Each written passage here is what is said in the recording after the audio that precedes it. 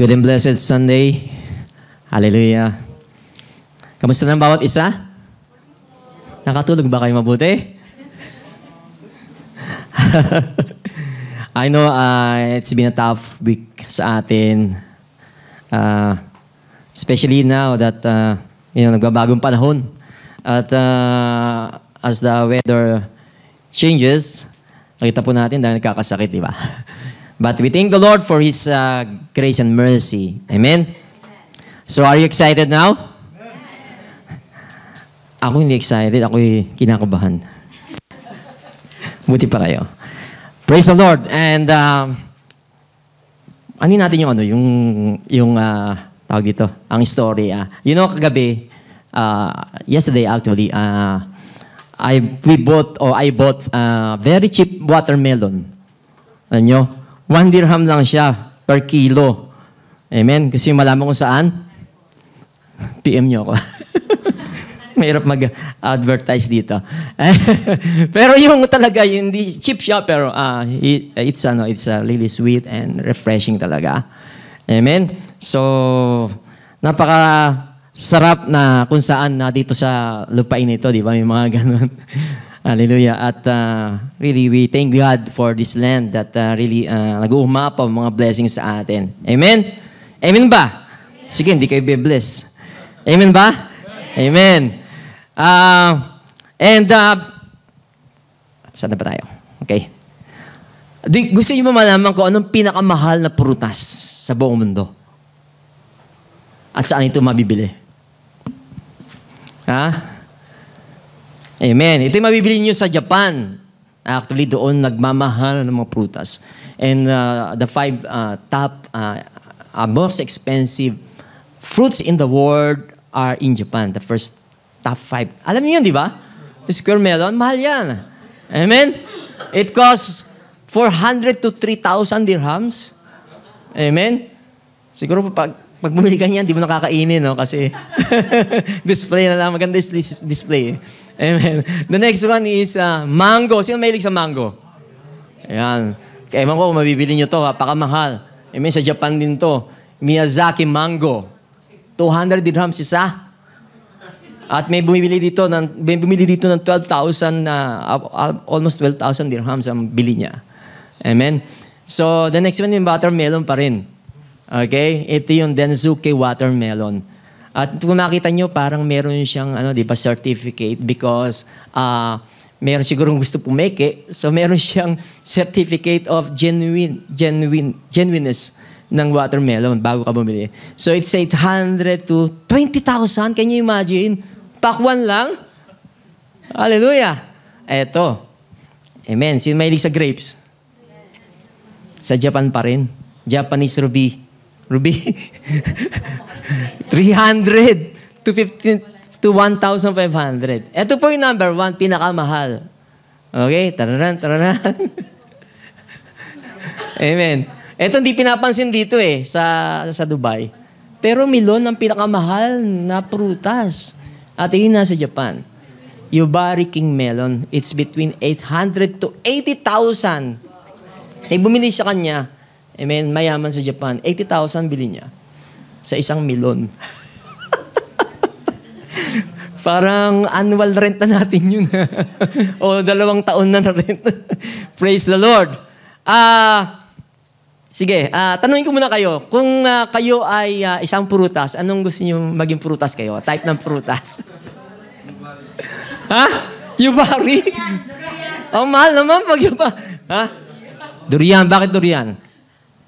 Kasi nga, nakakain na ba kayo durian? Nagkasabi kayong durian. Amen. Sa una, mabaho, nilalayuan, di ba? Pero pag natikman na, hinahanap-hanap. Durian ka ba? Praise the Lord. Sino pa? Kung prutas ka, anong gusto mong maging type ng prutas? Oh, bakit alatiris?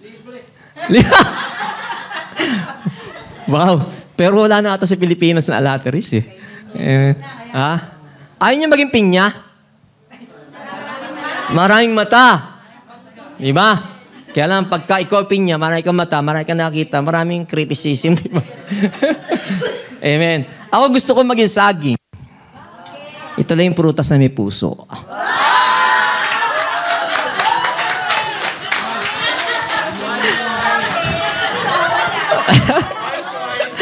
Naka-record ba yun?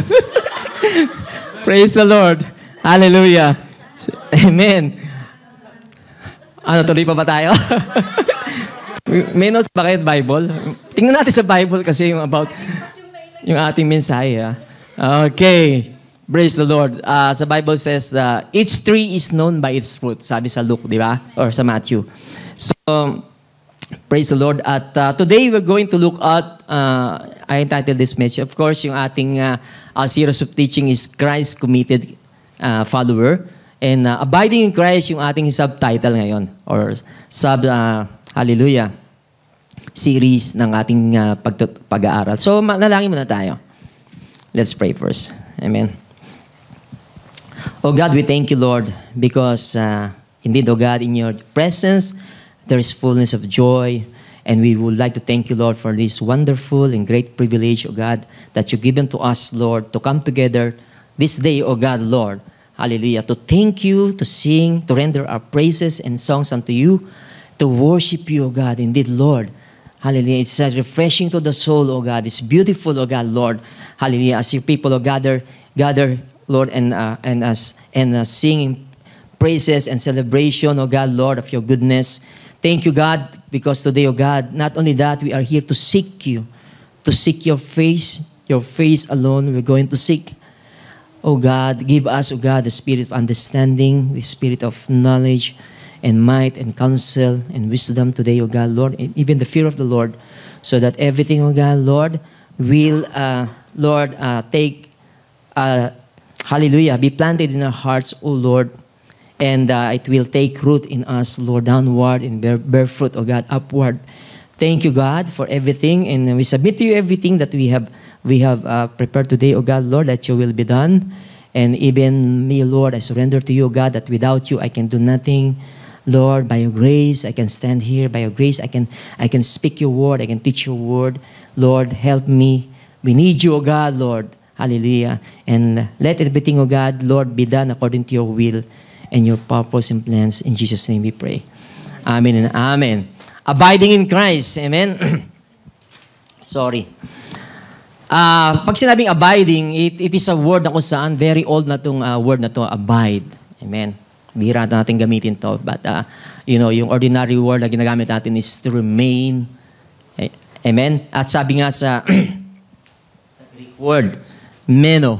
Yun ang ibig sabihin niyan. Abide is meno.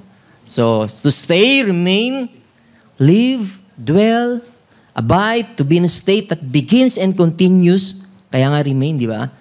Hallelujah. Hindi kayo nag-quit, hindi ka nag-stop. Yet may or may not end or stop, pero you will remain. Amen. Ang ano ko nga dyan, parang tayo, di ba? Umuupa tayo rito ng flat na renta, right? Meron tayong landlord or landlady. And then you dwell, you abide. Amen. In that flat or in that villa. And of course, in that villa, there are certain rules and regulations na binigay yung landlord or landlady. So you will abide according to the rules. Amen? So ganun din, we can say, ang ating relationship kay Lord, yung sa kanyang lordship, hindi tayo nasusunod. Amen? Sinusunod natin yung kanyang mga commandments, sinusunod natin yung mga counsel niya sa atin, yung kanyang word sa atin. So abiding in Christ, to abide in Christ means to follow His example, Christ's example of a life obedient to the will of God. Amen. In summary, yun po yung ibig sabihin ng abiding. Hindi lang tayo sumusunod, kundi tayo ay umaasam o umaasa maging katulad tayo ni Christ. As He modeled Himself. Amen. Hallelujah. Yung kanyang moral standard, yung word niya. So He set an example na siya ay very obedient to His Father. And then sabi nga niya, when His parents, Joseph and Mary was looking for Him, He was 12 years old during that time. And they miss Him. Amen? Nag-travel sila, and then what they know is, nakita nila wala si Jesus at the age of 12. And they went back to Jerusalem, and they found Jesus in the temple, and Jesus was actually sharing, amen? Hallelujah. The Word of God about His Father. Amen? And then they were all amazed, mga scholars, when they heard Jesus, His teachings, at the age of 12, marami na amazed sa Kanya because of that wisdom, that the coming of this Word, but the wisdom that is from above. And when His parents was asking Him, why did you, we miss you, we lost you, why you are here? And Jesus said, I am here to do my Father's business. Amen? So yung example ni Jesus, at the same time, last week, we talk about faithful stewardshiping of our time, amen, the talents and the treasures, that actually, lahat ng iyon, ang source niyon ay our Lord. Amen? Sabi nga ni David, my times are in your hand. Amen? Hindi na sa ating kamay ang mga oras natin, ang buhay natin.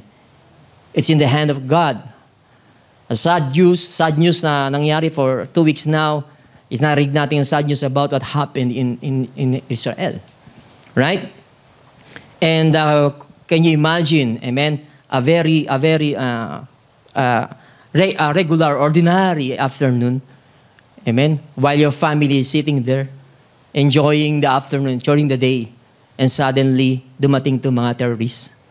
And there's a story of a man, a father, who was, I watched it on YouTube, that he was so, hallelujah, so sad because, his family the whole family was kidnapped or taken hostages by the Hamas.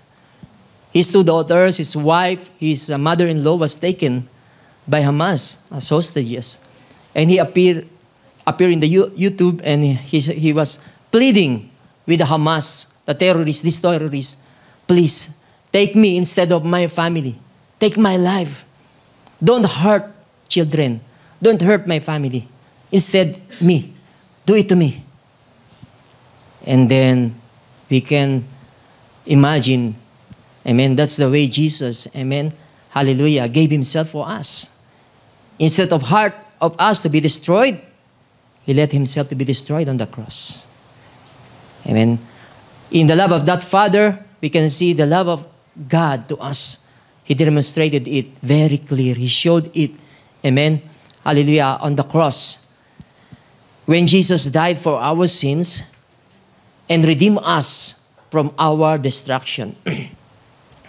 So today we're going to look at, I think, 4 things, amen, about how we're going to follow. Ano yung mga example na binigay ni Jesus according to what we have read in John 15. Amen. We will look at some of the things, amen, that we're going to follow. Amen. To obey the will of God. First of all, genuine. Pag narinig yung word na genuine, as a genuine believers, we are not fake. It's not a counterfeit. Sabi nga ni Jesus, I am the true vine. Kung siya yung true vine, dapat true rin yung branches, di ba? Sabi, I am the true vine. Because, He used that metaphor, okay, paghahalin tulad ng vine sa ating relationship sa Kanya as a believers. Okay? And by the way, what? Thank you. Pakibuksan na rin. Sorry. Sabi, I am the true vine because, vine is a symbol, sa Old Testament, symbol ito ng land of Israel. Pag sinabing vine, it's their symbol. Because in the Old Testament, it talks about a vine that came out from Egypt and God planted it in the promised land. So Israel is a vine. But sabi ni Jesus, I am the true vine. Because that vine, Israel, supposedly, they are the one who should spread the news about God. about the commandments of God, about who God is, about who Yahweh is, but they failed. Amen. The land of Israel, or the people of Israel, failed in doing that. Sinolo nila. Amen. At hindi lang yon, they become proud of it. They become very proud people because they thought, special kami because God chosen me. That's why Jesus said here, I am the true vine. Ako yung totoong vine. And my Father is the vine dressers, sabi niya. So genuine, when you hear the word genuine, amen, ibig sabihin legitimate, credible siya. Amen. It is the truth, the absolute truth. Praise the Lord. So nothing, sabi nga sa John 17:17, sabi ni Jesus, sanctify them. Tayo mga believers. That's His prayer. Amen. On the night that He was about to be betrayed, ito yung isa sa prayer niya. Sanctify them, the believers. Amen. My disciples, sanctify them. Nagpe-pray siya kay Father, sanctify them by your truth. Sabi nga nun. Sanctify them by your truth. Ano yung sabihin, sanctify? It means to separate them by your truth. Amen? Kaya nga, alam nyo, hindi yung mere appearance lang na kung saan sinasabi natin by mouth na, I'm a Christian. May naalala ko about Christian, di ba? Christ and I-A-N. What does it mean? Yung I-A-N, may sabihin yun. I am nothing without Christ. So kung wala yung Christ, sinasabi mong Christian ka, amen? Hallelujah. Pag sinabi mong Christian ka, sabi mo, I am nothing without Christ. Kapag inalis yung Christ na yun, wala yung buhay ko. Wala ko. Amen? Wala akong saysay. Wala akong halaga. That's what it means by being a Christian. And true to that, marami nagkiklaim they are Christians. But is it really a genuine faith? Are you really a genuine believer? Amen? Hallelujah. So, hindi natin kayang pikein yun. Lalabas at lalabas, kaya nga sabi, that every tree, ano sabi doon? Each tree is known by its fruit. It will be known, we will be known by our fruit. Amen? We will be known by our fruit. So to abide in Christ, it means what? Hallelujah, to follow His example. So maging true tayo. Not only, of course, dealing with our family, with others, with our friends, dealing with our God. Hindi tayo pwede makapag-pretend. You know? So yung follow natin example nito. Kung ano yung sinasabi sa Bible, yes, maganda yung mga salita na series na ito na ating pinag-aaralan. But is it true na pina-follow natin to? Right? Because if not, there's a question mark in you being a Christian. Amen? And we can say na itong John 15 na ito is he was talking to his 11 disciples. Sapagkat yung isang disciple is what? He's gone. He has gone to what? To betray Jesus. Okay? So yung sinasabi ito yung branch, yung 11 branches na yun who are faithful, na genuine, meron din isa doon na peke. Kilala niyo kung sino yun? Si Judas. Amen? Hallelujah. And I pray na walang Judas dito. Tingnan niyo ang katabi niyo. Wala naman siguro, no? Lagi natin rinig si Judith, pero si Judas wala. So, genuine. Kailangan, hallelujah, sa buhay natin is, yung language natin, of course, is isa pa yun. Our language is, dati ganun tayo, di ba? Ang language natin is about puro lies, amen? Puro pretension. But now different. Hypocrisy, amen? But now it's different. It should be different. Ang language should be the Word of God. God changed our language when we become born again. Pero kung ganun pa rin language natin, another thing is, baka may question mark sa yung pananampalataya. Amen?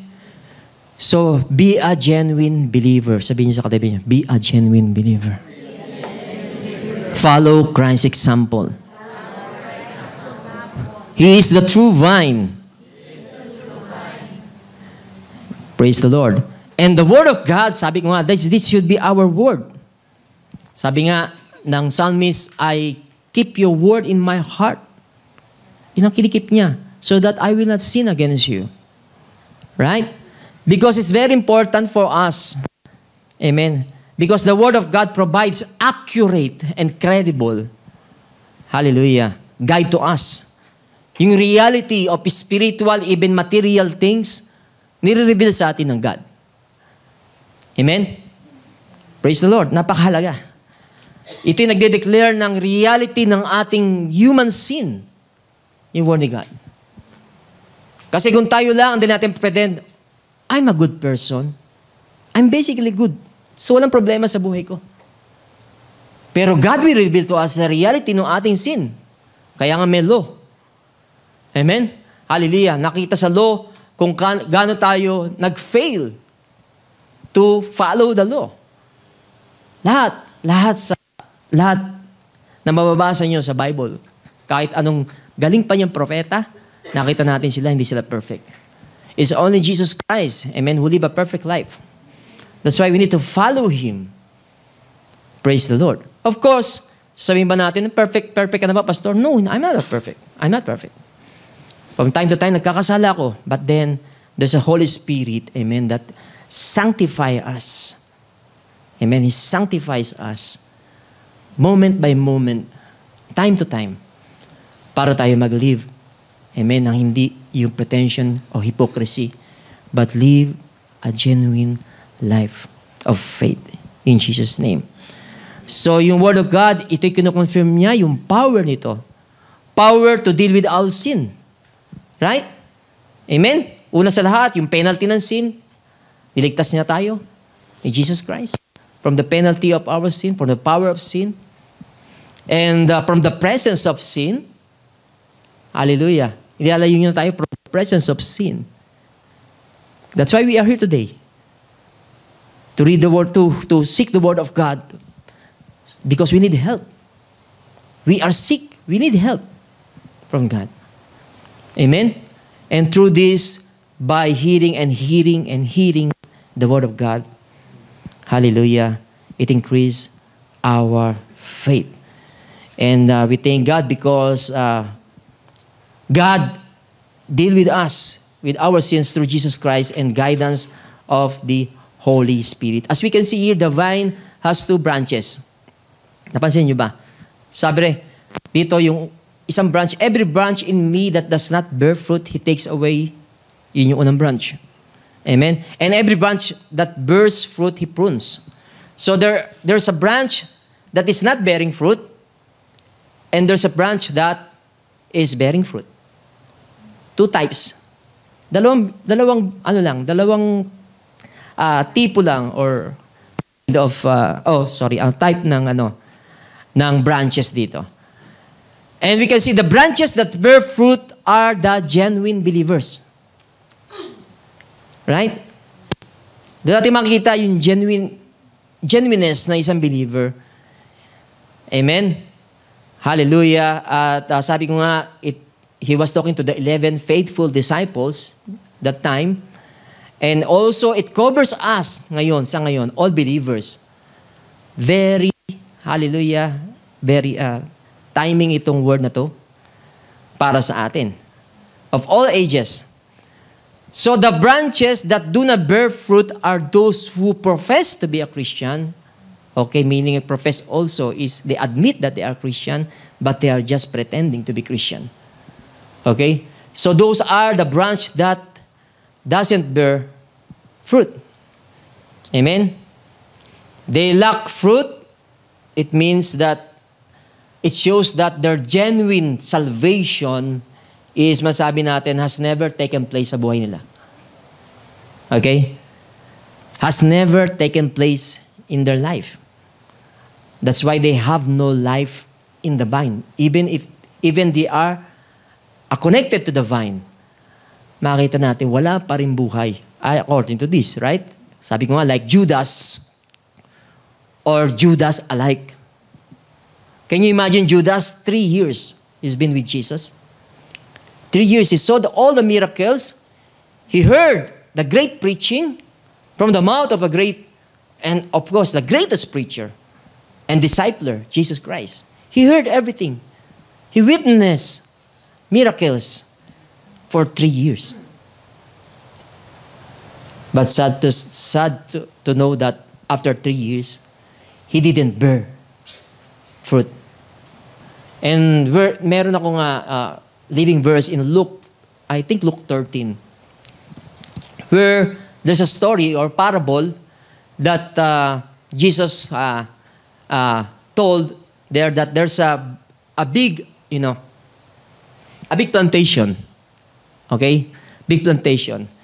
And there, the owner of that plantation, or the grape plantation, he came and saw this fig tree in the middle of the field. Okay, he saw. And he asked the caretaker, he's telling, this fig tree has been here for 3 years. And I've never seen any fruit on it. So he was telling the man, why not cut it? It is just taking the place. Nagiging sagaba lang yan dyan. Walang silbi. Wala siyang fruit. Sinabi ng owner. But then the man said, leave it alone for another year. I will try to fertilize it. I will try to dig around. Amen. To water it and to take care of it. If it will not bear fruit, then we will cut it. Amen. And that word really spoke to me. When I was a new Christian, that word really nagmarka sa puso ko yun. Wow! Ganun kaseryoso si Lord? Ganun siya kaseryoso? Amen? Hallelujah. Yes, we know God is patient, but there's an end of that patience in God. Praise the Lord. And of course, ayaw niya masayang lang yung tulad ng pinag-aral natin, what He has entrusted to us. Praise the Lord. Etong word niya, kung tayo hindi natin susundin ito, nasasayang lang ang lahat. Amen ba? Praise the Lord. At, when I was thinking about that, and that time sabi ko, Lord, I want to serve you in spirit and in truth. Not in pretension. I'm not here to perform. It's not about me. It's all about you. Praise the Lord. So yun ang naging plataforma ko sa buhay. Kaya sabi ko, Lord, ganun ka kaseryoso. And I just want to share it to you because maybe God is talking to you. Maybe God has been so patient to you and telling you, son, daughter. Amen? I'm looking for fruit. What are those fruit? Fruit of righteousness? Fruit of souls? Amen? Fruit of service? Ano yung mga fruit na yun na hinahanap ni Lord sa buhay natin? Yung word niya is like a seed that should take deep root sa buhay natin. And then to bear fruit sa buhay natin. So kapag hindi natin pina-follow yung word ni God, it's not bearing fruit at all. Amen? Huwag natin sayangin yon. And take this Sunday, this very special day for each and every one of us, that God is talking to me, talking to you and me personally. For us to, hallelujah, i-internalize natin ito. Take it personal. Glory. So, yun po yung reality na sinasabi dito. At yun ang nag-example natin, yung mga disciples, di ba? Number 2, dapat nating makita, yung binigay niyang pagmamodel na pagiging true sa atin. Amen? Kita natin mga promises niya, promises in His Word, na talagang naman napaka-true ni Lord sa mga promises niya sa atin. Sabi nga ni Joshua, nothing of the word that He said is not been fulfilled. Everything was fulfilled. Sabi ni Joshua. So sabi, choose. Mamili kayo kung gusto nyong sambahin o paglingkuran ng mundo, sige, go on. Kung gusto yung paglingkuran, yung mga Diyos-Diyosan, go on. But sabi ni Joshua, as for me and my house, I will serve the Lord. Because nakita niya yung truthfulness ni God in fulfilling all His promises. Nothing will be left out sa mga promises ni God. All will be fulfilled because He is true. Hindi siya nagsisinungaling. It is impossible for God to lie. Amen? Ano pa makita natin dito? Yung patience. Napakaganda ng example ng patience ni Jesus. Ni God sa atin. Sabi, God is long-suffering towards us that it's not His will that anyone should perish, but will come to repentance. Ganun siya ka-patience towards us. Nahinintay lang pala niya na yung repentance sa atin. Kailan tayo magbabago? Kailan tayo tatalikod sa kasalanan natin? And then we will go to God and leave everything behind. Sabi dito, I am a true vine. Ang makita natin dito, sabi, every branch in me that does not bear fruit, He takes away. And every branch that bears fruit, He prunes. Ganun siya ka-patience sa atin, working in us. You see the Godhead, Father, Son, and the Holy Spirit working in our lives. After Jesus went to ascend to heaven, iniwan yung Holy Spirit to work in us. Ganun siya ka-patience sa atin. Praise the Lord. Napaka-patient ni God. Pag sinabing forbearance, ano ibig sabihin ng forbearance? Amen? It includes what? Humility, gentleness. What else? Yung peacefulness, pag sinabing forbearance. And the Bible says we are God's what? Workmanship in Christ, created in Christ Jesus. Sabi sa Ephesians chapter 2. We are God's workmanship created in Christ Jesus that we should do good works. Yun yung plano sa atin from the beginning to do good works. And yung mga nag-aaral dito ng LG, you know what is good works. Good works is not the root of our salvation. It is the fruit of our salvation. Okay, tandaan natin. Hindi tayo na-save sa ating good works. It is the fruit of our salvation. Ito yung resulta ng ating kaligtasan. And by the way, we thank God for that salvation. We thank God. Hallelujah, for His patience to us at nais niya tayong magkaroon ng ganitong characteristics or virtue. Patience. Napaka-patient niya. Isipin mo, every branch. Pupuntahan niya every branch. Hallelujah. Every branch. Titingnan niya. May mga unnecessary stem ba to? Kailangan putulin. Kasi naghihinder ito para maging fruitful ang branch na to. Sa dami siguro ng hallelujah, mga branches na yun. Can you imagine yung patience niya sa atin? Patience niya na kung saan tayo may mga pagkukulang sa Kanya, and it's always there patiently telling us, correcting us, pruning us. At kung tayo magmamatigas, ang sakit naman nun, di ba?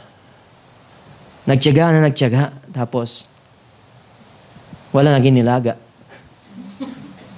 Nasunog lahat. Praise the Lord. So patience is, we can say, yung ability to endure different people, okay, as a Christian, as believers, mapagtiis tayo. Amen. Mapagtiis. To endure different people and even different situation na nangyari sa buhay natin, we are patient and forbearing tayo. Dapat. Forbearing tayo. Amen? Yung without giving anger, kung makita natin yung tao na ganito siya, amen, or sitwasyon natin, ando agad na, hindi ka magagalit or hindi ka magpe-flare up na kung saan, ano ba to? Problema na naman. Pero because of that wonderful characteristics ni Jesus, yung patience, nais niya maging katulad niya tayo. Amen? We are not giving hope. Ganun tayo ka-patient. We are not giving hope. And because God continues to show patience sa atin.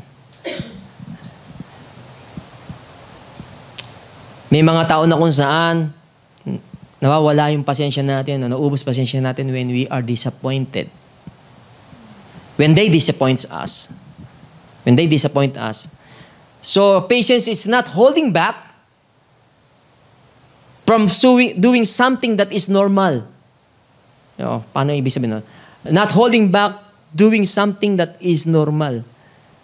Kung saan, for example, may sumangat sa'yo, normally, di ba, pag gano'n, magiganti ako. Or, di na kita kausapin, I will not forgive you for what you have done. It's different. When you have this virtue, patience is you can endure. You are patient with different people. Ano may ginagawa nila sa atin? Because you can control na ma-provoke ka to anger. Amen? Sabi nga sa Bible, sa James, we need to be slow to wrath, slow to speak, but quick to listen. Yung mga patient na mga believer. Amen? Hallelujah. Amen ba? Amen. Tingnan natin bakit tayo minsan baliktad? We are quick to speak. Amen. We are what? Quick to anger. And we are slow to listen. Bakit? Yung mga sitwasyon na galit tayo, di ba? Ganun yun eh. Hindi tayo nakikinig. Kung ano sinasabi ng asawa mo or ng kaibigan mo or ng Diyos mismo, hindi ka nakikinig kasi galit ka. Right? Kasi wala yung patience. Yung spirit na ito. Or yung virtue na ito, yung characteristics na ito. But we thank God for today, He will help us because He's the one who going to what? To prune us so that we will bear more fruit sa buhay natin. Amen? At sabi nga, you are already clean because of the word which I've spoken to you. Di ka naman kailangan tanggalin doon at ilagay ka sa ibang lugar, kundi clean ka na kasi yung vine is clean. Amen? Because yung word niya sinasabi niya sa atin. Sabi, ito na naman, number 4, dito nag-umpisa yung abide. Abide in me, and I in you. Remain in me, and I will remain in you. Wonderful promise ni God. If you remain in me, I will remain in you. Hindi baliktad. Na kung saan, magre-remain ako sa iyo, magre-remain ka sa akin, no? Magre-remain ka sa akin, and then magre-remain ako. Hindi ganun ng, hindi yung tayo nagko-control. Sabi niya, abide in me and I in you. As the branch cannot bear fruit of itself unless it abides in the vine, neither can you unless you abide in me. Yung binasa sa scripture reading natin, John 15:1 to 9 or to 10, is on those 10 verses, you can see the word abide. You can read the word abide 10 times. Ganun siya kahalaga. Amen? Sa pag-aaral natin nito. 10 times, it was spoken about the word abide. Remain, to stay. Paulit-ulit niya sinasabi ni Jesus. Abide, remain. Amen? Don't lose hope. Be patient. Don't lose hope. Si Paul nga mismo si Apostle Paul, if you know the story of Paul, na kung saan there's so many hard and difficulties situation na hinarap si Paul because of being Being a Christian or being a leader of the church. Ang dami niyang hinarap. Amen. Na kung saan napaka-patient niya. Sabi pa nga, I am well pleased in weaknesses, in insults. Iniinsulto siya ng mga tao. In necessities, ang dami niya pangangailangan. Right? In persecutions. Sabi doon, in distresses. Normal lang si Paul na katulad natin. He passed through all those difficulties in his life. But then sabi niya, hallelujah, on behalf of Christ, when I am weak, then I am strong. Di ba? Ano may naharap niya? Naisip niya lagi si Christ, si Christ, si Christ, si Christ. Yun lagi nasa isip niya. Yung ginagawa ng tao na to sa akin, sige, minsulto ako, persecute, sinasaktan ako. Okay, I'll be patient with you.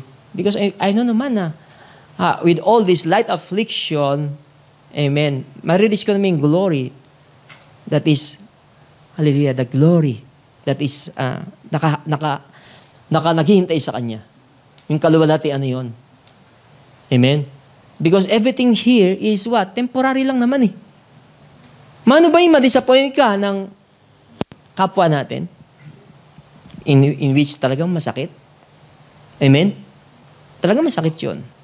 But then, when you go beyond that, thinking about Christ, amen, nakishare ka ng word sa family mo, and they insult you, and they what? They say bad things about you. Isipin lang natin, di ba? On behalf of Christ. Magtsatsaga ako sa kanila na sila ay magkaroon ng understanding, na sila ay masave. Hallelujah. So yun dapat katulad ni Christ. Ang galing natin magtyaga sa ibang bagay, pero pagtsatsaga na kung saan, paano tayo nag-share ng Word of God? Paano tayo nagtsatsaga sa pag-aaral ng salita niya? Paano tayo nagtsatsaga sa pananalangin? Amen? And sa panahon na to, talaga yung pagtsatsaga is parang nawala na sa vocabulary ng mga tao magtyaga. Lagi na lang nagmamadali. Amen? Tingnan nyo, lagi na lang puro instant. Instant mommy. Instant noodles. Wala nang tiyaga mga tao. Tingnan nyo ang bawat kitchen. May nakalagay doon na restaurant, na number ng restaurant. O number ng grocery store. Walang tiyaga maglakad. Walang tiyagang magluto. Amen? Puro instant. We want to do things quickly. Gusto natin quick result. Amen. Wala tayong tiyaga. Nag-share ka ng ilang words sa family mo. Sinabi ng family mo, I won't listen to you. Wala na. Gusto mo instant salvation. Amen? Hindi ganun. Praise the Lord. Ihalin tulad din natin sila nung tayo ay hindi pa saved. Ang dami nag-invite sa atin, di ba? Ayaw natin pumunta ng church. Ayaw natin makinig ng salita ni Lord. Amen. Praise the Lord. So maging matyaga tayo. Tell your neighbor, maging matyaga tayo.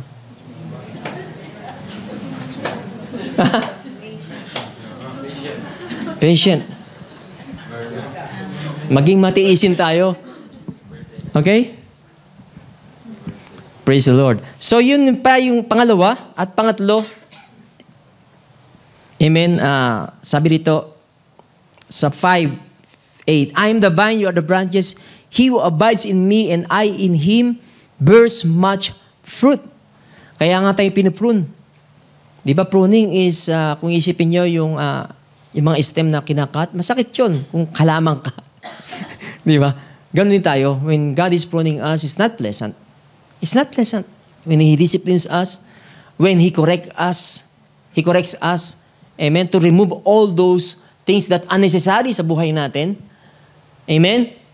Hallelujah. Maraming mga unnecessary sa buhay natin that God is pruning us.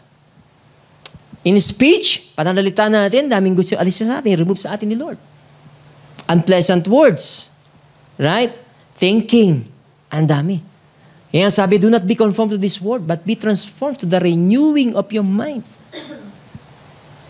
Praise the Lord. Para tayo mag-bear fruit. Much fruit, sinasabi to bear much fruit. Because iyon ang nais ng Panginoon. To bear much fruit. For without me, you can do nothing. Ito yung makikita natin dito na we cannot bear fruit on our own. We cannot produce fruit on our own. Without the vine, we can do nothing. Without Christ, we can do nothing. Ano man ganda ng plano mo sa buhay, ano man ang ganda na sinasabi ng tao sa buhay mo, wala si Kristo, ang lahat yun ay walang saysay sa Diyos. You are nothing. You are nothing. That's why we need to abide.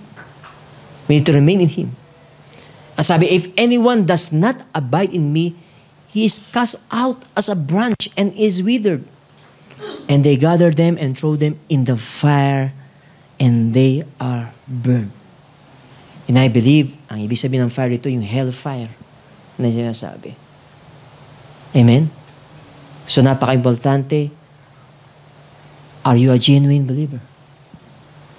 Kasi kung hindi ikaw talagang genuine branch, eventually, this is the sad moment na mangyayari sa isang, hallelujah, sa isang false servant or false convert and Christian.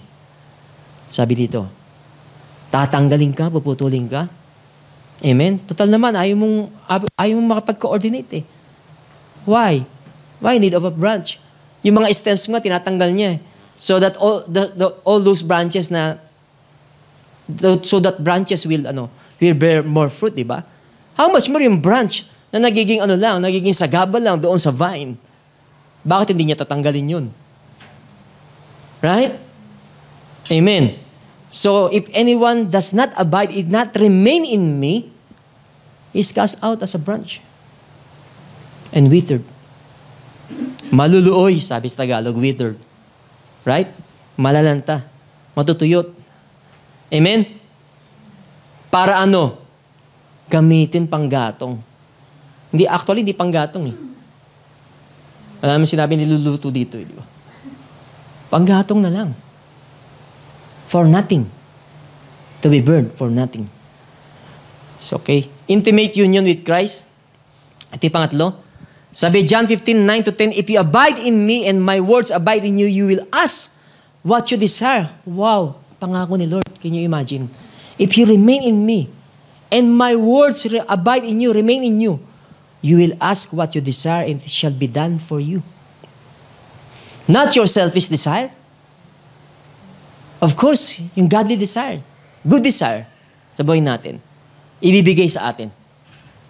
And the Bible says, if you delight yourself in the Lord, He will give you the desires of your heart. Una sa lahat, we need to delight in the Lord. Amen? Maging acceptable yung buhay natin sa Kanya. Yun ang ibig sabihin doon. Yung words niya nagre-remain sa atin. So by this, my Father is glorified, that you bear much fruit. So you will be my disciples. Doon ka rin tatawaging disciples. Amen? As the Father loved me, I also have loved you. Abide in my love. If you keep my commandments, you will abide in my love, just as I have kept my Father's commandments and abide in His love. What we can see here. Amen? Sa verses na ito. Madaliin ko lang. Amen? Nakita natin total trust in Christ. Intimate union with God. Of course, trust is the heart of our intimacy or abiding in Christ. Trust. Bakit ka nag-abide? Bakit ka nananatili sa isang relasyon? Because of trust. Di ba? Amen? Bakit ang mag-asawa nagtatagal? Amen? Because of trust. They have lasting relationship because of trust. The same way sa Diyos natin. Yung relationship natin kay God. Trust is the heart of intimacy. Total trust in Christ. Yung sinabi dyan, di ba? Amen? Hallelujah. That if you abide, abiding, remaining is, of course, it means trust. Ano pa? Abiding in His word. Sabi doon, if you abide in my words, you will what? Whatever you desire will be done to you. Ibig sabihin, abiding, remaining in the word is to live in the word of God, to live by the word of God, to live upon the word of God, to live through the word of God. Amen? Nabubuhay tayo sa Kanyang salita, sa pamamagitan ng salita niya, para sa salita niya. Kaya tayo nabubuhay. Means by abiding the word. Amen? Remain in His words.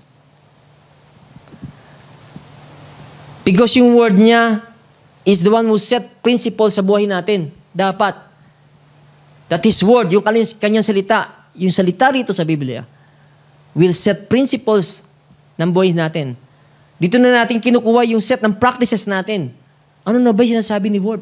Ng word ni God? Ano ba dapat maging lifestyle ko? Ano ba dapat maging practice ko sa buhay?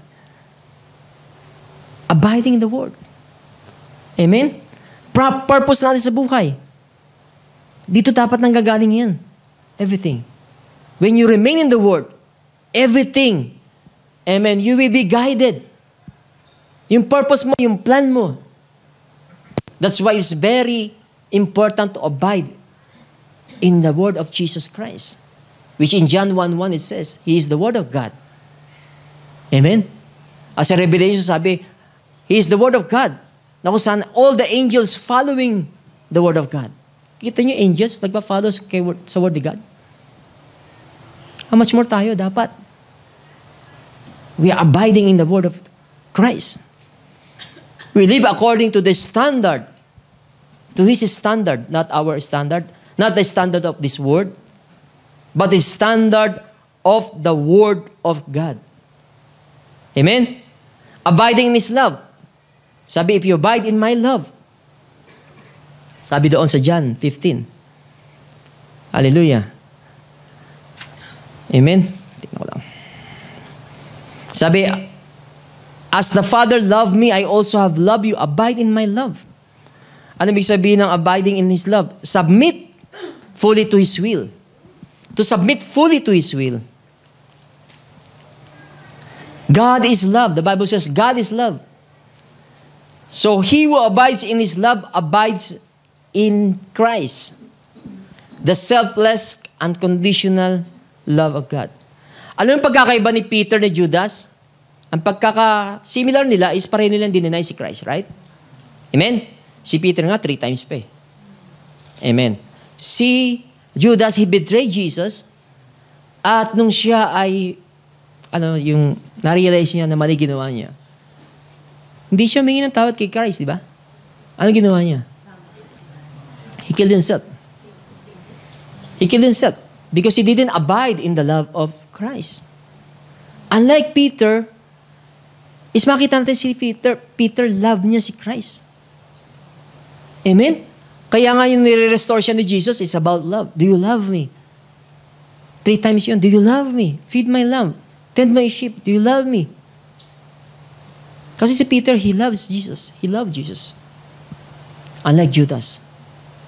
So makita natin, when we abide in the love of God, there's life. Yung mga hindi nag-abide sa love ni God, ano nangyari? Ang tendency, they self-destruct. Katulad ni Judas.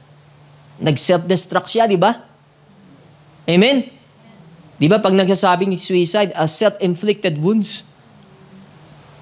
Doon ang nangyari sa mga tao when they lose hope because they don't know the love of God and they don't abide in the love of Christ. Amen. And yung nakakalungkot kung minsan sa church na kung saan ayaw nila mag-church kasi iniisip nila parang nadadry yung Christianity ko. Parang hindi ko na mahal si God. It's not about you. It's not about your love. Lagi tayong titingin sa love niya. Because if we look in our own love, on loving God, kung yung maging standard natin ng Christianity natin yung our love, madidisappoint tayo. Madidisappoint ang people around us. Because our love is what? There's a limit ng love natin. But God's love is limitless. Unfathomable. Hindi kayang sukatin. And nothing can separate us from the love of God in Christ Jesus. Ano man sitwasyon nating hinaharap. Amen? Sabi nga, even death cannot separate us. Angels, principalities cannot. Even what? No height, no depths can separate us. No one can measure the love of God. And He wants us to remain in that kind of love. The perfect love of God sa buhay natin. Amen. Praise the Lord. Ang iba, hindi ba pagpalit si Lord? Yun ang mahirap. Because they think, nagmamahal lang naman ako. Tao lang ako nagmamahal. Hindi lahat ng pagmamahal ay mula sa Diyos. Tandaan niyo yan. There is a demonic love. The Bible says, do not love the world or the things of the world. If the love of the world is in you, the love of the Father is not in you. There are two kinds of love spoken there. A godly kind of love and a love that is demonic. Kaya wag niyong sasabihin na kung saan nag-justify kayo, mahal ko kasi siya. Kahit alam mong mali, hindi yung mula sa pag-ibig ng Diyos. Amen?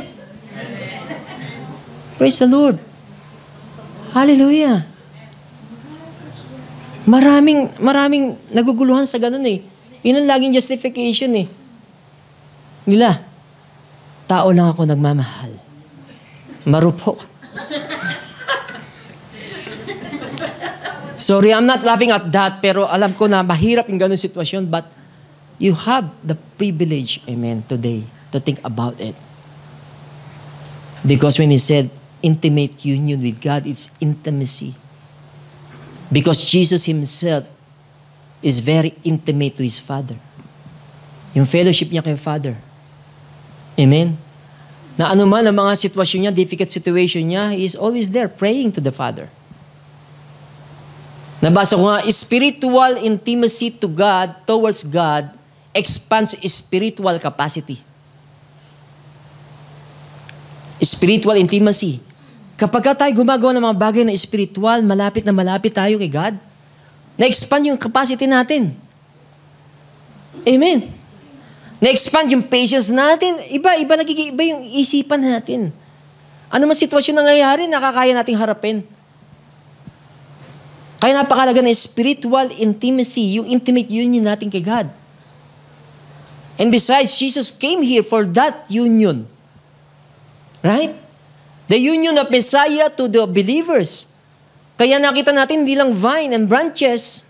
Nakita rin natin dito yung mga simile na tinatawag o paghahalin tulad ng relationship natin kay God. Sabi niya, siya yung foundation, we are the building. Right? It's union between Messiah and believers. Ano pa? Husband and wife as a church. Inilinto din tayo. Siya yung husband. Ang church yung wife o bride. Inanais niya, intimacy. Because when man, amen, hallelujah, fall in the Garden of Eden, nawala yung intimacy na yun because of our sin. Amen. Ino problema natin because we are sinful. And God cannot fellowship with our sins. But thank God, hallelujah, sa New Testament, pinakita niya kung paano sinolve ang problema. By giving His Son. When Jesus came here, hallelujah, He bridged again that gap. Siya yung naging way natin to the Father. No one comes to the Father except through Him. Siya yung naging gap. Siya yung naging tagapamagitan natin kay God. Amen? Although we're still sinning, but nakikita ni Lord sa atin na tayong mga mananampalataya, yung righteousness ni Jesus sa atin. And that is if you will accept Him as your Lord and personal Savior. Mangyayari lang yan. Obedient to His commandments. Sabi dyan. Diba? If you keep my commandments, you will abide in my love. Keeping the commandments of God, obeying the commandments of God. Yun po yung intimate union natin sa Kanya. And glorifying God. Hallelujah. So hindi ko na siya expand because of time. And number 4 is walking the Spirit. The Bible says, hallelujah. You know Jesus, when He was here, kailangan niya Holy Spirit. It's the Holy Spirit who help Him in the ministry. Being human. Hallelujah. Ang Holy Spirit. He walked in the Spirit. And ito yung sinasabi nita sa atin, walk in the Spirit, so you shall not fulfill the lust of the flesh. Kaya yung tinutukso siya ni Satan, ano sabi?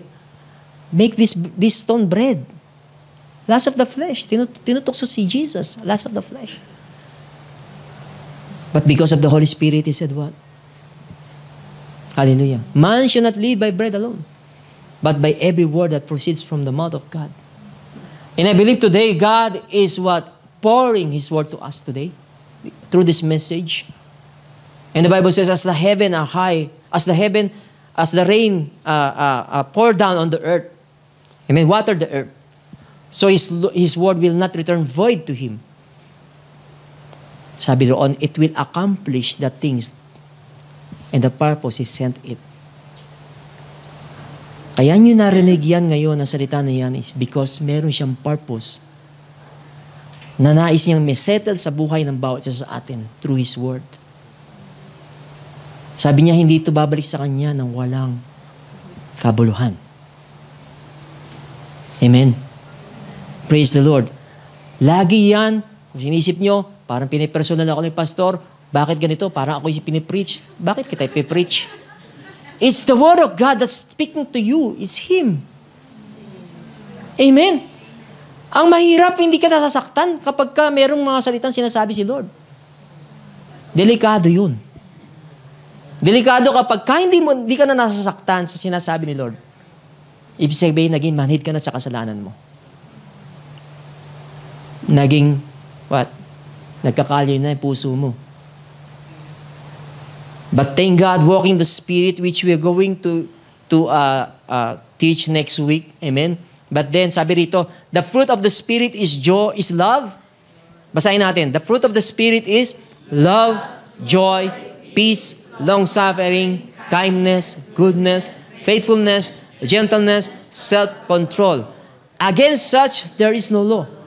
And those who are Christ have crucified the flesh with its passions and desires. If we live in the Spirit, let us also walk in the Spirit. Amen? Sige, palakpakan po natin ating Panginoon. And inviting you once to stand up. Amen? We're going to pray. Hallelujah.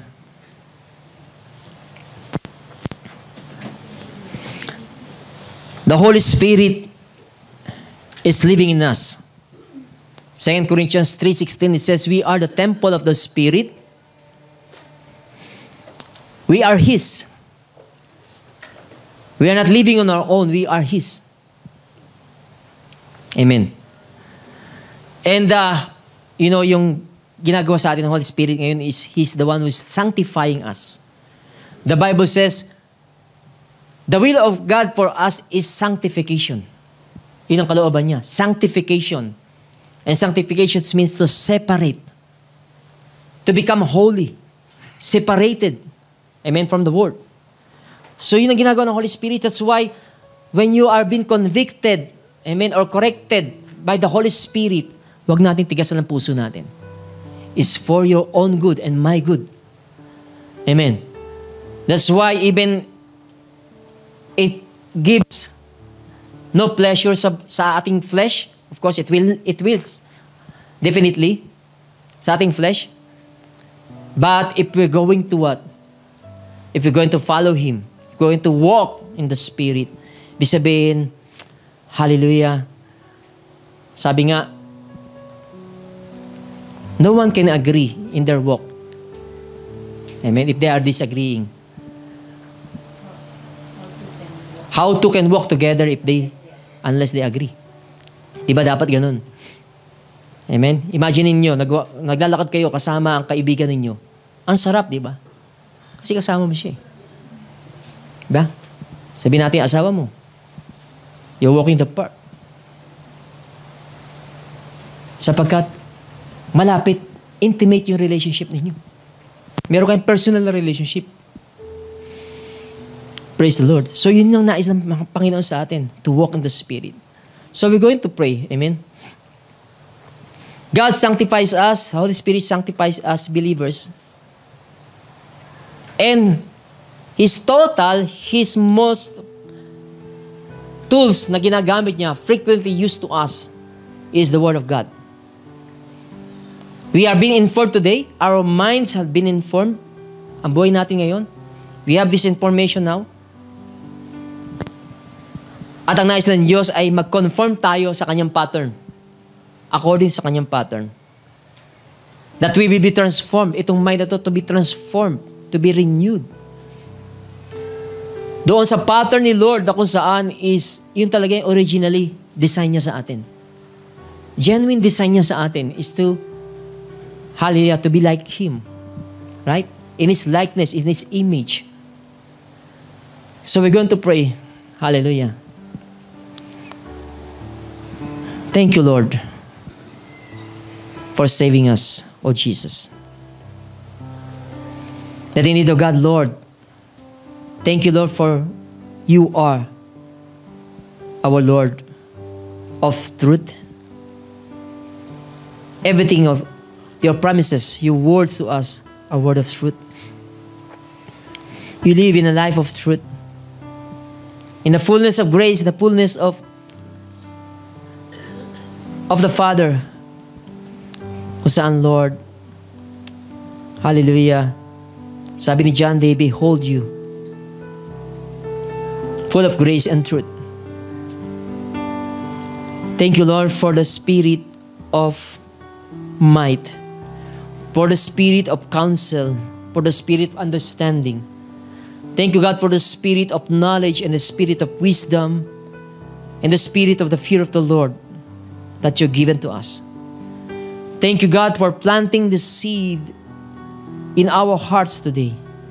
Not only in the hearts, but in our thoughts. So that this seed, Lord, hallelujah, will be alive in our lives, O God, and will take root downward, bear fruit upward. Bearing fruit of life, bearing fruit of hope, bearing fruit of faith and love, peace, joy sa buhay po namin. Bearing fruit, Lord, of righteousness and holiness.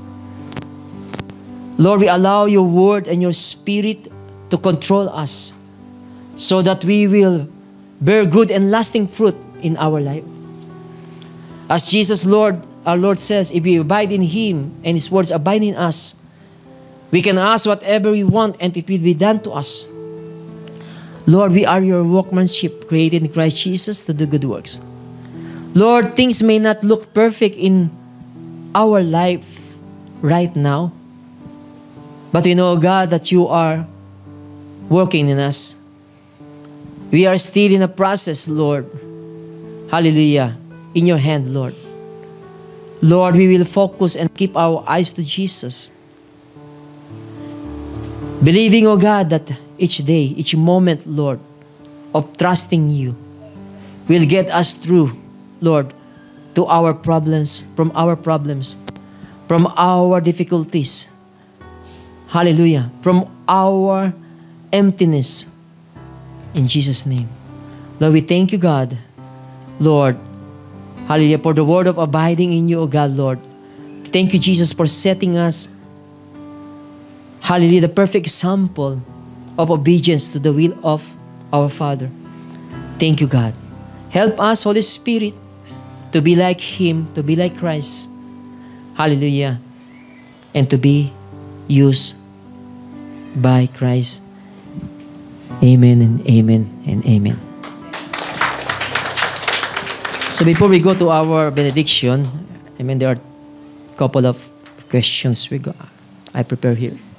So first question is, how do you deal when you are experiencing pain or disappointments or boredom in your life? Amen. Some of us resort, just like me before, I will resort to drug, I will resort to alcohol, I will dwell on negative thoughts. Amen. Because of disappointment sa buhay natin. But you know what? Hallelujah. Napakahalaga na, hallelujah, sabi nga, when you have this anxiety,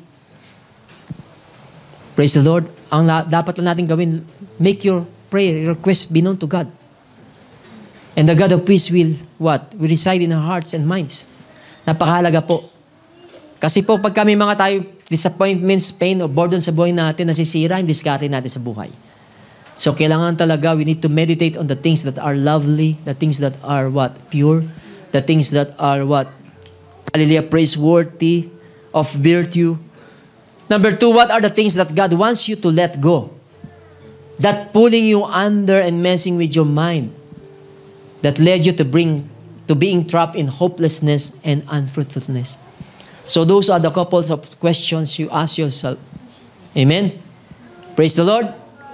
Amen. So let's raise our hands. Amen. As I, hallelujah, pray for this benediction. Thank you, God. Brothers and sisters, now may the God of patience and comfort grant you to be like-minded toward one another according to Christ Jesus, that you may with one mind and one mouth glorify the God and Father of our Lord Jesus Christ. Amen and amen. God bless you all.